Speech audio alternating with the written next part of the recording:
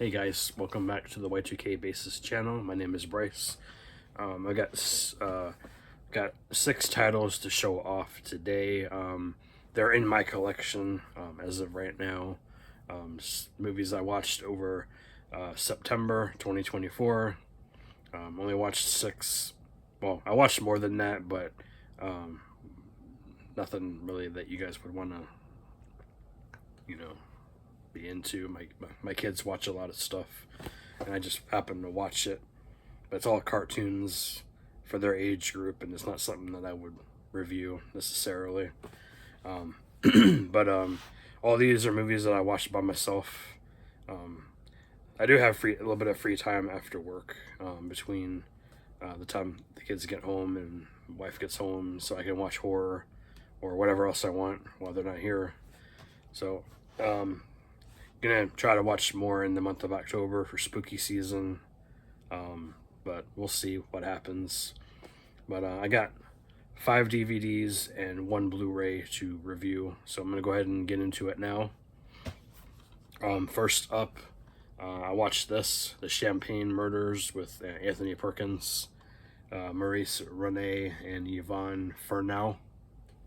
I don't know how to pronounce that, it's French. This movie was filmed in France back in 1967. I didn't really care for this movie as a whole. It was kind of boring, to be honest with you. I did enjoy Anthony Perkins' character. Is pretty much Norman Bates, kind of. I mean, it's the same typecast character, kind of. But yeah.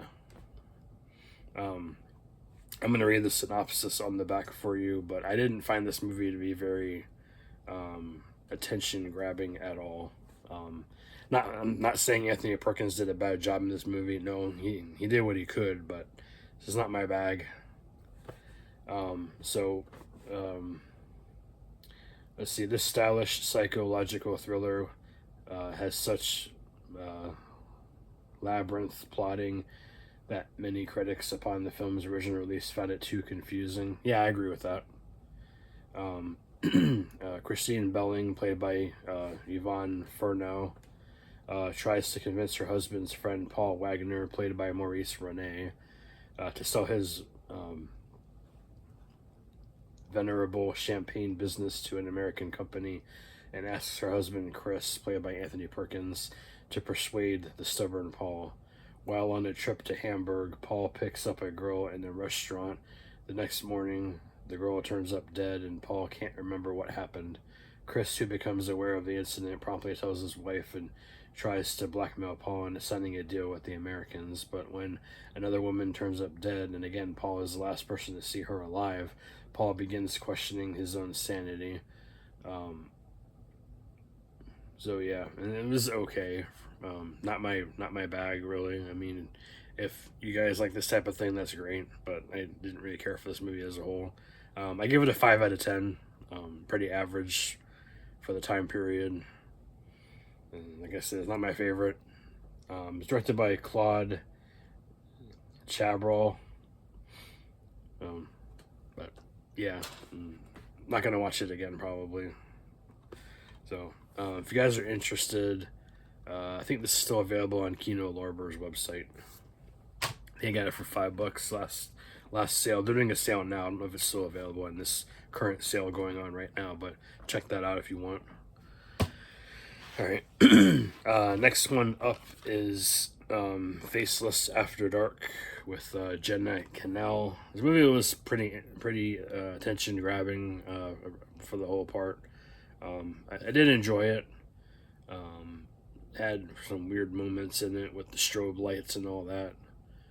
But basically what happens is following her breakout success as a star of a killer clown horror flick, Bowie, played by Jenna Canal, now finds herself struggling to capitalize on its success.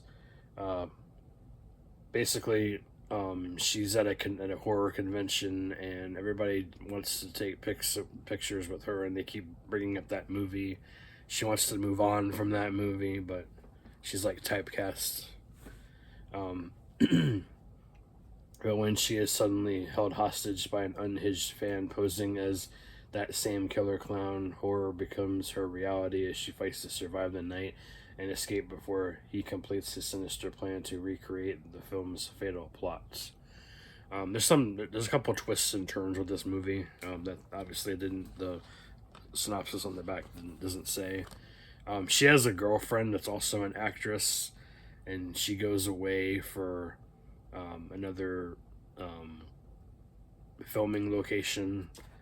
And when she leaves their house, she refers Bowie as her friend. It's not her girlfriend, just her friend when she's picked up to go to the airport.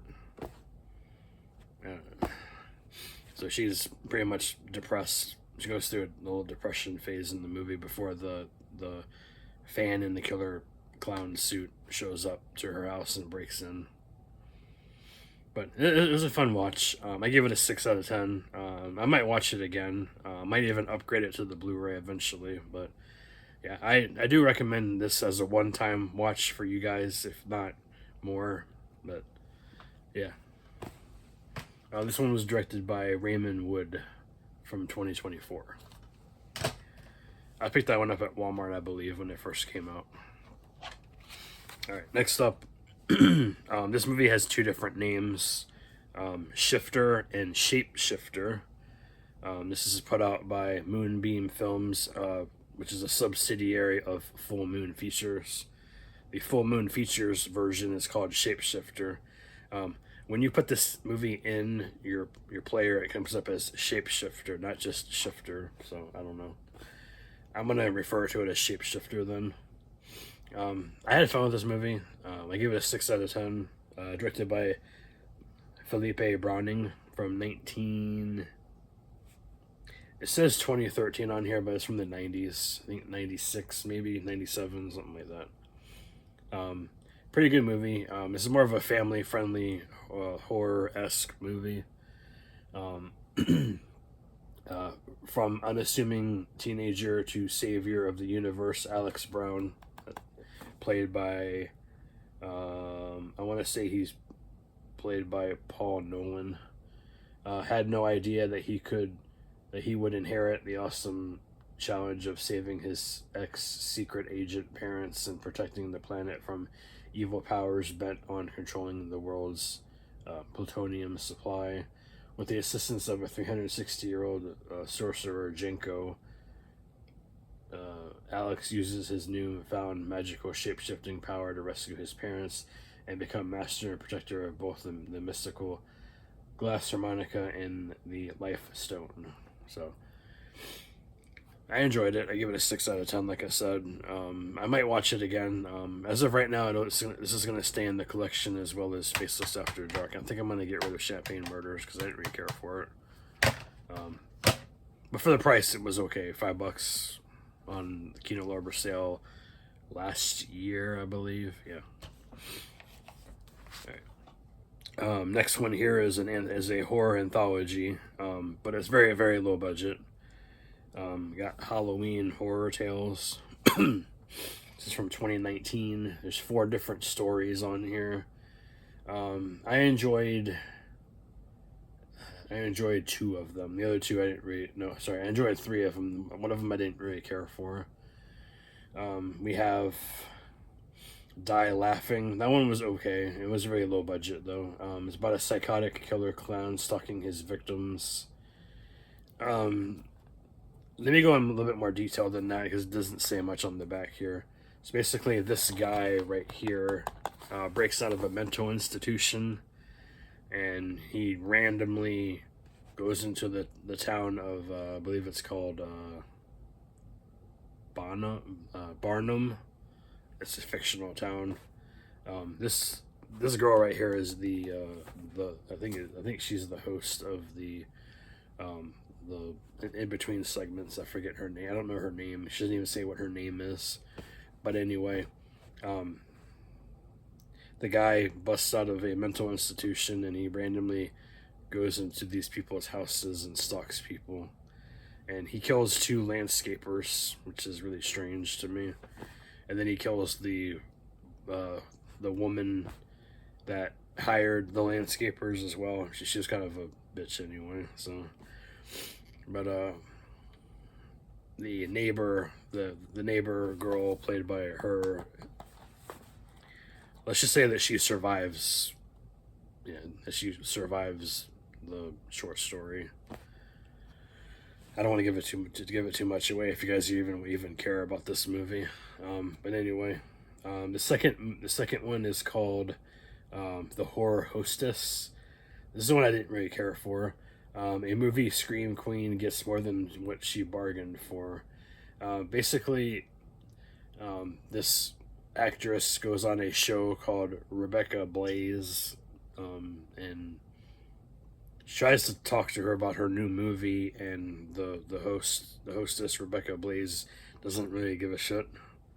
She wants it to be all about her, and then like after the filming stops, basically she's stalking the girl, and craziness ensues. Not gonna give it away. All right, The Bad Flower. This one was pretty good. It's a nature run amok tale. Basically, there was a chemical reaction, whatever, with the Venus flytrap and something else. I forget what it was, but it turns into sunflower. Yeah, sunflower. So the sunflowers are Venus flytraps, and they go after people. It was interesting. I mean, the practical effects were pretty cool for the most part for that one. And The Hunt tells the story of an FBI agent investigating a series of brutal murders in a small town.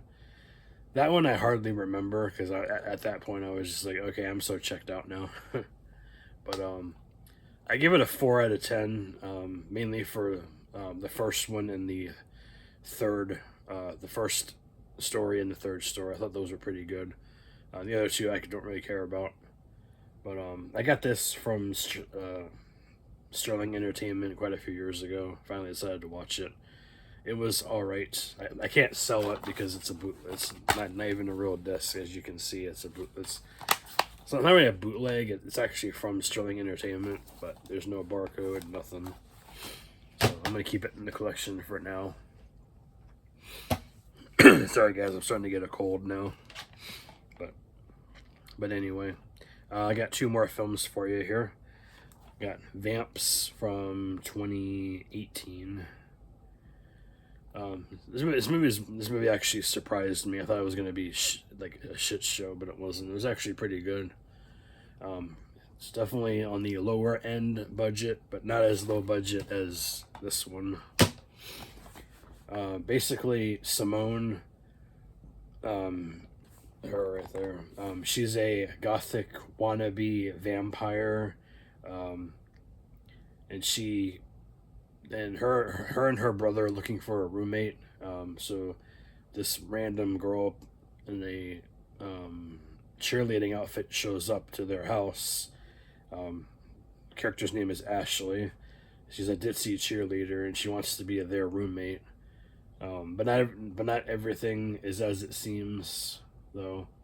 She is a vampire. Ashley is an actual vampire, and there's a vampire hunter that's trying to track her down, and all the craziness ensues. So what happens is Ashley and Simone team up with her brother, and they basically fight off the vampire hunter and his henchmen in order to save Ashley. But there's other stuff to this movie besides that. I don't want to give it too much away, but I had fun with it. I'm gonna probably watch it again. I got this off Hamilton Book, I believe, for like $5 or less recently, so it should still be available on Hamilton Book if you guys are interested. And the last one here, Raven Wolf Towers. This is from Full Moon Features, directed by Charles Band. Definitely has some Puppet Master-esque stuff in here. There's a guy, I think he's called the Collector, that lives in the hotel, and he has like all these little toys that look like the characters from Puppet Master. But anyway, basically what happens with this movie, this girl right here is not exactly who she says she is. I went into this movie blind. Basically, when you first start the movie, it's in a hotel room with her and some random guy. They're in bed, doing the thing, and this guy pops out of the closet and rips and tries to suck the guy in, and ends up tearing his arm off, and it kills him obviously over time. But yeah. But she is pretty much the head of the hotel, with her mother and her father and her brother and sister, and no, her brothers and sister. So, and then they hire this guy right here to be the handyman, and he doesn't really know exactly what's going on because he thinks that she is being held hostage by the family, when in fact she's actually the head of the family, basically. So he's trying to get her out to go off and get out of there. And then this guy randomly shows up. He's a vampire hunter, and they want to know why he's there. I don't think they ever figured out why he was there, because the movie ended really abruptly. Like there would be a sequel, but there isn't a sequel yet, as far as I know. But it was a good watch. I'm probably gonna keep it for now. 6 out of 10. And with that being said, that is everything that I have to show off that I watched in the month of September. That wasn't kids cartoons for 5 and 6 year olds. Oh yeah, and I forgot to tell you, my wife picked this shirt up for me. It's the Many Moods of Michael Myers. Here, let me show you here. There you go. Sorry. So that's all those there. Thought that was pretty cool of her to do that, to get that for me. I think she said she got it at I want to say she got it like Ross or something. I don't know. Ross or Home Goods, I don't remember. She goes to some stores like that sometimes when she has time without the kids. So take care, guys. Don't forget to like, subscribe, and comment down below your thoughts on any of these movies if you've seen them before. All right, take care, guys. Bye bye.